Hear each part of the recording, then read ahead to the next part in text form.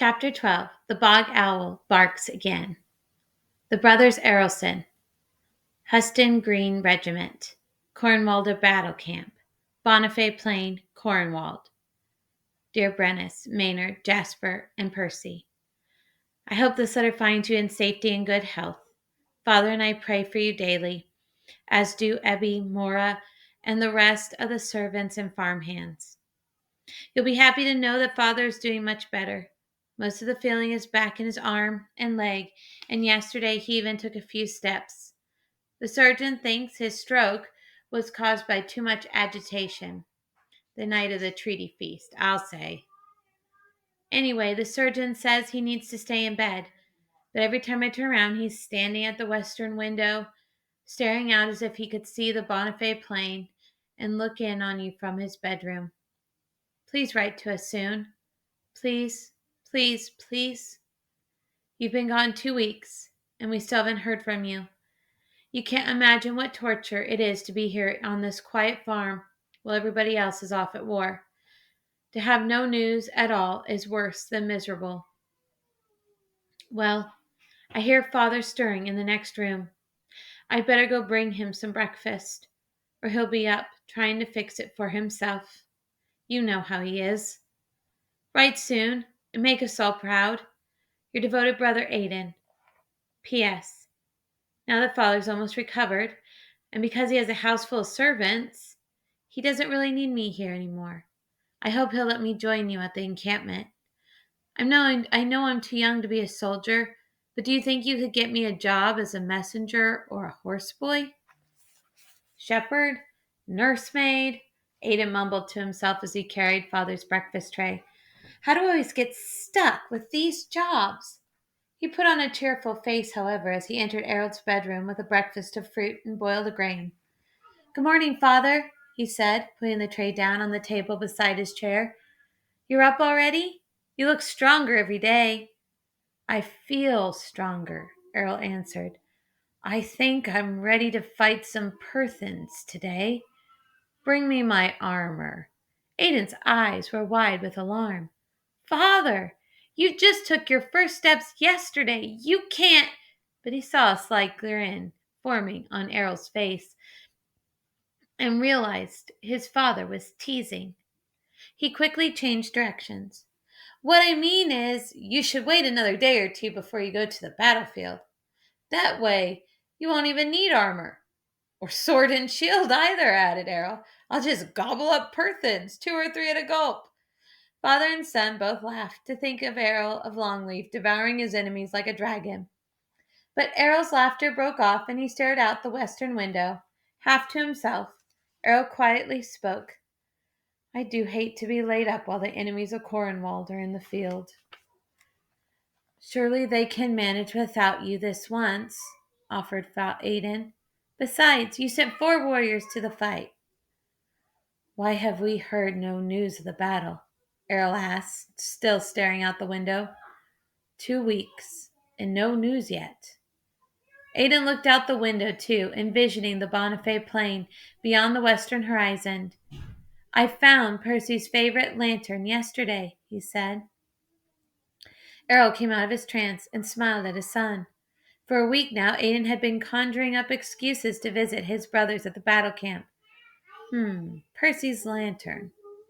Yes, it gets dark on the plains, you know. Oh, indeed, answered Errol, pretending to be serious.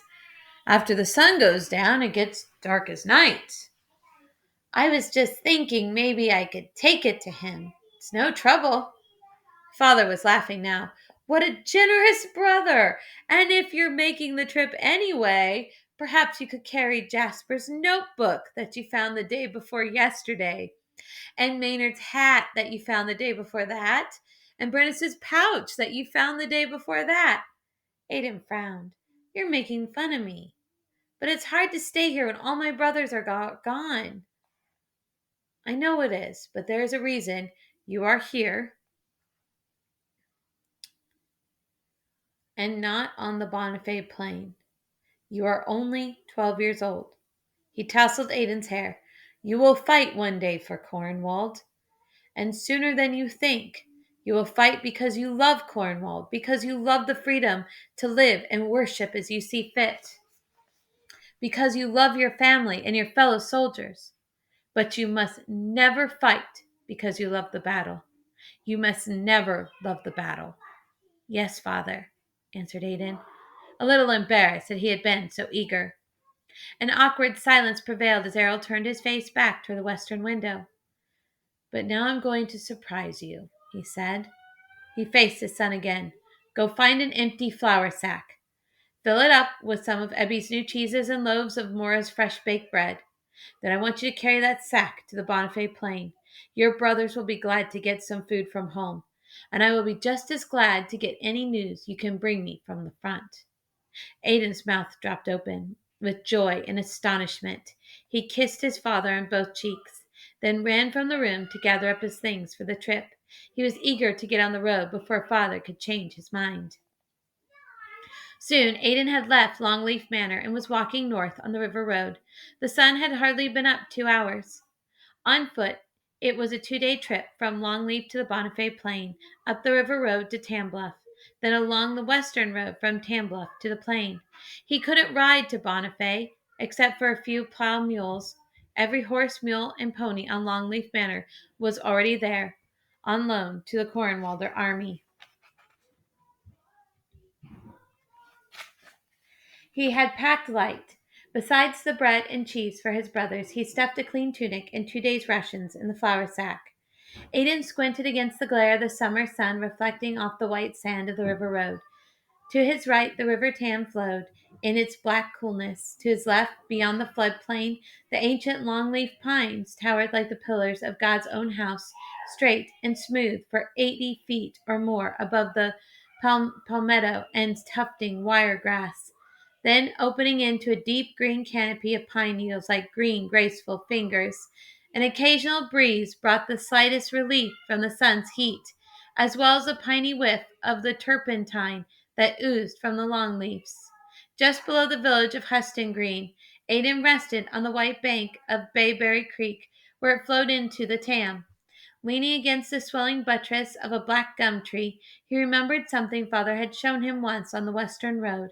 Just east of the Bonifay plain was a little pond, a limestone sinkhole, actually about 30 strides off the road. According to father, that pond formed the headwaters of the Bayberry Creek, which followed a southeasterly path to the very spot where Aidan now stood. Aidan faced the northwest, siding upstream along the Bayberry. If he could follow the creek to its source, he would come out on the western road, only a league or two from his destination. It wouldn't be easy going, for there was no road that way, but surely the shortcut would save him at least 4 or 5 leagues. And besides, in the shady creek bottom, he could avoid the direct sun of the open road. He decided to try it. He left the river road and made for the Tanglewood. The bottomland forest quickly enveloped Aidan in its twisting branches and trailing vines.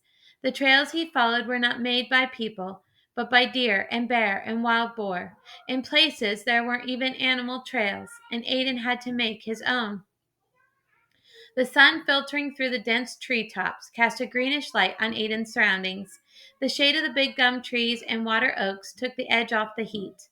But still Aidan's tunic was soaked through with sweat, for the air was heavy and damp in the creek bottom. Insects were the one thing Aidan had failed to consider when he quit the road and took to the deer paths. In the swampy bottoms, the bugs multiplied like a plague of Pharaoh. Aidan trudged along in a humming cloud of mosquitoes, slapping, swatting, and waving his arms to fend off their attacks. The gray sweat bees, though much less numerous than the mosquitoes, tormented him. Their big sting was out of proportion to their tiny size. But no sound in the forest was more immediately terrifying than the whining buzz of the yellow flies. They came in hard and fast, flying in an erratic spiral that made them impossible to swat. They were so fierce and persistent that they didn't even need bare skin to sting. They thought nothing of landing on Aidan's thick hair and boring straight through to his scalp. A couple even pierced through Aidan's tunic, raising angry red welts on his shoulders. These were the sorts of bugs that one seldom met on the big road. They were known only to the adventurous soul who left the well-worn path to explore the swamps and river bottoms. But Aiden's shortcut also revealed to him many wondrous things that he could have never seen on the road.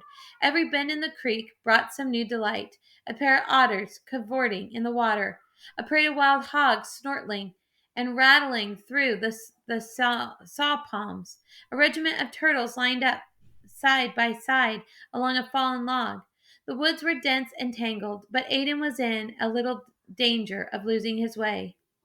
He had only to keep near the creek and continue upstream, and he would eventually reach the lime sink at the head of the creek. After 2 hours' hike upstream, however, things got more complicated. The creek spilled into a broad swamp. Only now did it occur to Aiden why there was no road through this part of the country. The sandy track that he had been following deposited him on a smelly mud flat, and he sank to his ankles in hot mud.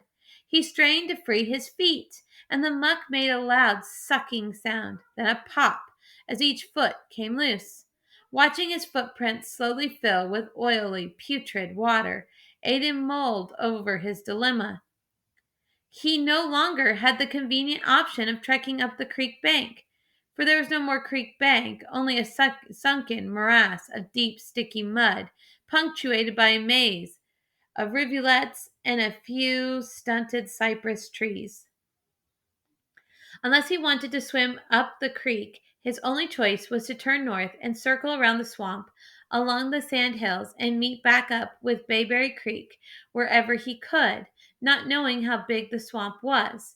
He didn't know how much time he would lose on this detour, but he had little choice.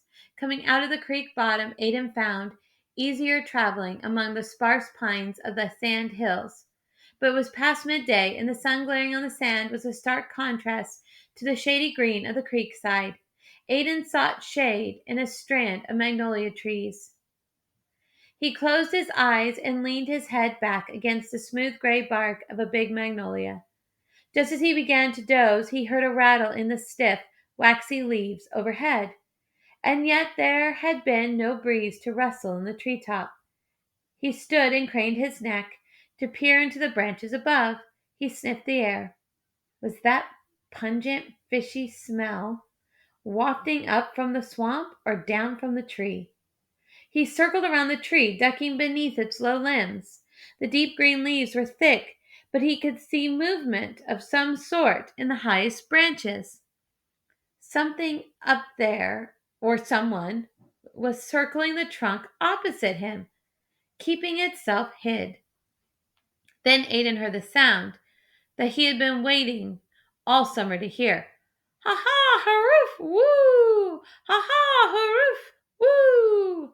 The bark of the bog owl. It thrilled Aiden just as it did the last time he heard it in the bottom pasture. He threw back his head and answered as best as he could. Ha ha, haroof, woo! Then he belted out the battle cry that Debro had sung when he took off after the panther. Ha-wee! Aiden mounted a low limb of the magnolia and started scrambling up, overjoyed to find the friend he had been seeking all summer long. Debro! He shouted. Debro! Debro! You stinking mudfish! I've been looking all over for you. He was halfway up the tree when another call echoed from a few feet away in another magnolia. Ha ha, haroof, woo! Ha ha, haroof, woo! He turned toward the second call. Then he heard a swift rustle coming down the trunk of his tree. He jerked back around just in time to glimpse the soles of two flat, gray, hairy feet flying toward him. Aiden's chest caught the full force of the blow, which propelled him out of the tree. When his head hit the sandy ground below, Aiden's world went black.